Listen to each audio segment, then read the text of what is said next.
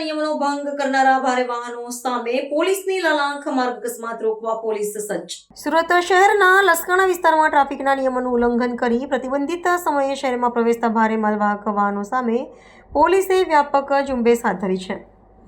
માર્ગ અકસ્માતોની વધતી જતી ઘટનાઓને રોકવાની જાહેર જનતાની સુરક્ષા સુનિશ્ચિત કરવાના ઉદ્દેશ્યથી લસકાણા પોલીસે આકસ્મિક તપાસ હાથ ધરી હતી. આ કાર્યવાહી દરમિયાન નિયત સમય મર્યાદાનો ભંગ કરીને માર્ગ પર દોડતા 10 જેટલા ભારે વાહનોને ઝડપી પાડવામાં આવ્યા હતા. પોલીસની આક્રમક કામગીરીને પગલે નિયમભંગ કરનારા વાહન ચાલકોમાં ફફડાટ વ્યાપી ગયો છે.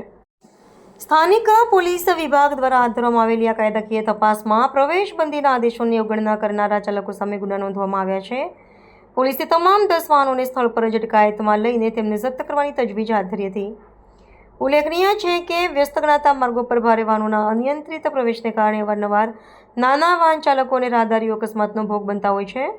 ટ્રાફિકની ગીચતા નિવારવા અને અકસ્માતોનું પ્રમાણ ઘટાડવા માટે વહીવટીતંત્ર દ્વારા જાહેરનામું બહાર પાડીને અમુક ચોક્કસ સમયગાળા માટે ભારે વાહનોના પ્રવેશ પર પ્રતિબંધ લાદવામાં આવ્યો છે. આ મામલે ઉચ્ચ પોલીસ અધિકારીઓએ જણાવ્યું હતું કે આગામી દિવસોમાં પણ આ પ્રકારની કડક તપાસ ચાલુ રાખવામાં આવશે અને કોઈપણ સંજોગોમાં જાહેરનામાનો ભંગ ચલાવી લેવામાં આવશે નહીં. પોલીસ તંત્ર દ્વારા વાહન માલિકો અને ચાલકોને તાકીદ કરવામાં આવી છે કે તેઓ નિયત સમય મર્યાદાનું ચુસ્તપણે પાલન કરે.